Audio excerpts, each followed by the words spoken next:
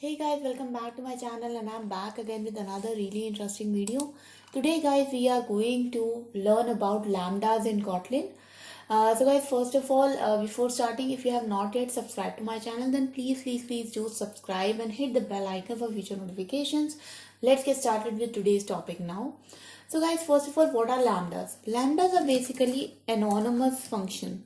So anonymous functions, so pardon the spelling guys, not that good with spellings, but what are anonymous functions? They are the functions which have no name, and basically you can assign them to variables and pass them as arguments to any functions and methods, and believe me, they are really useful.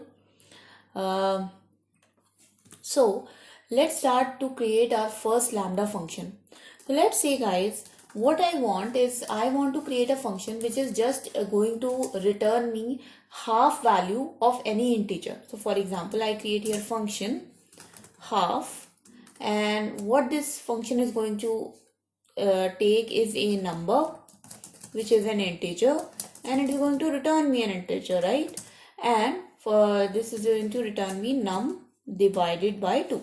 Okay, so now let's suppose if I want to half any number, let's suppose I want to print half of 10, right? So this is going to work, right? But obviously guys, this function is going to work, but can you imagine that you have just written like 3 or 4 lines of code just to return half of a number, and actually if we look at this, then this function is not something which we are reusing at any place. This is something which we are only using right now in this particular code. So to make this code more concise, we can actually use lambdas, so that instead of writing a 3-line function, you can just write a 1-line code. Let's see how we can do that. So now I have deleted it.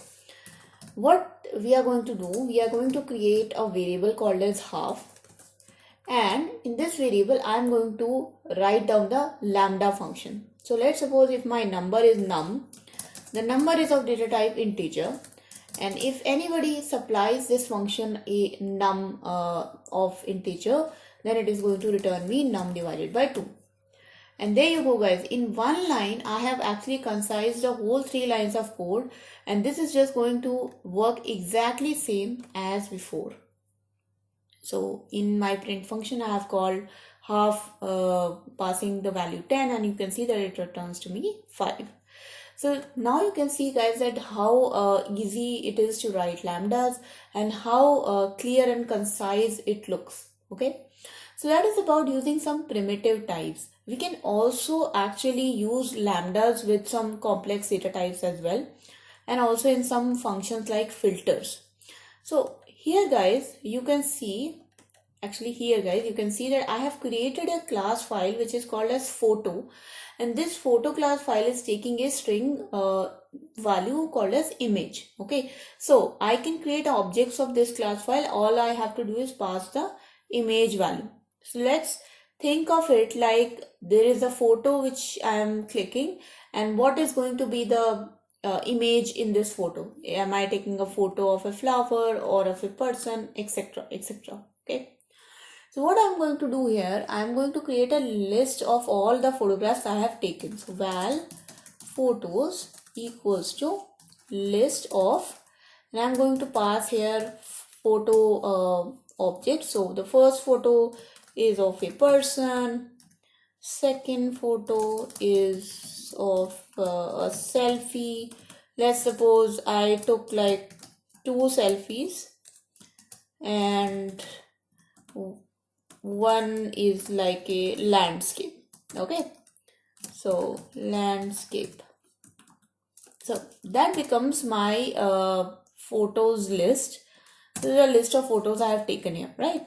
Now what I want to do, I want to actually filter out the selfie images from this list. So how I can write a filter guys? So to write a filter, all you have to do is take your list photos dot filter, and now you can see that I have been given a sort of an expression brackets here, and what I can write here is my filter function. And believe it or not, the code I'm going to write here actually is internally the lambda function. So what I'm going to write here, it dot name, it dot image dot contains selfie. So if I assign this to selfies, then what this is doing is that photos.filter is actually taking a lambda function inside it, and this lambda function is only returning me the images which are of selfie type, and those images, those photos are returned to me in another list which is called as selfies. Okay, so what I'm going to do now is I'm going to just print the images. So let's say print selfies. Okay, so let's run this code now. So obviously guys, this is not going to give a result of which is going to make any sense, because I'm just printing the objects. But obviously guys, you can modify this result. You can write a for loop to actually find out if the images are of selfie type. So for example, I can do something like this, as selfies dot join to string, and I can write it dot image.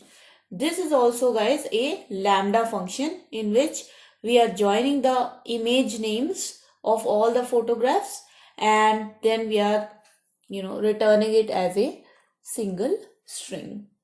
And if you pass here a delimiter like this, then all the images will be separated by a comma.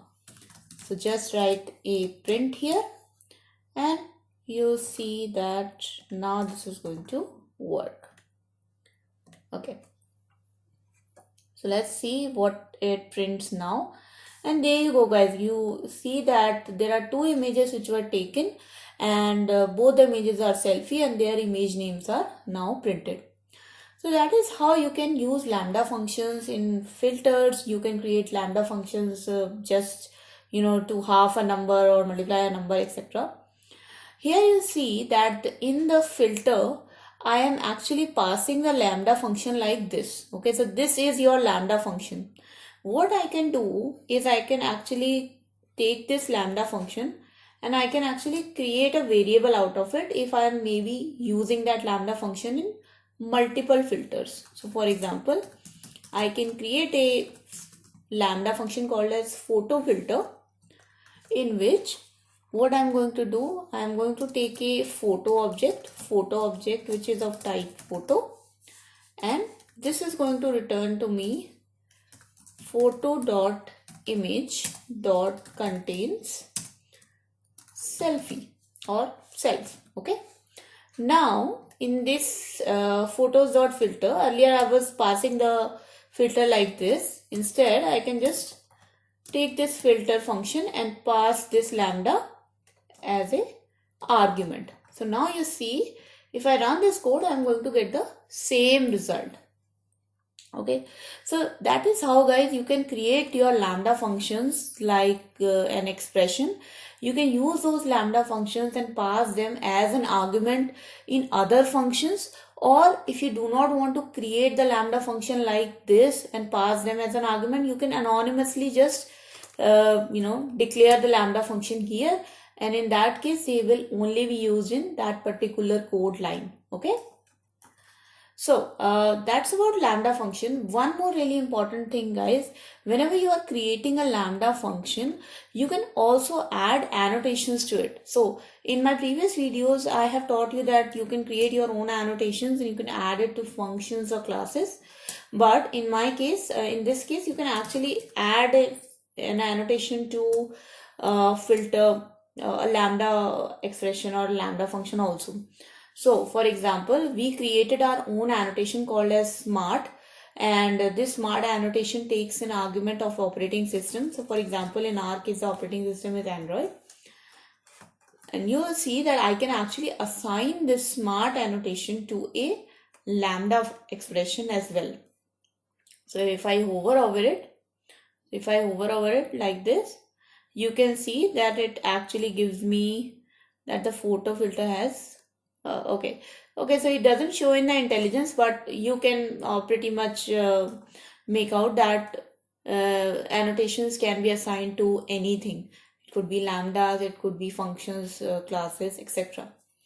So that was a video, guys. I hope the lambda expressions are clear to you. Lambda expressions are really, really important and they are heavily used in today's code. So I hope your lambda practice became a little bit better.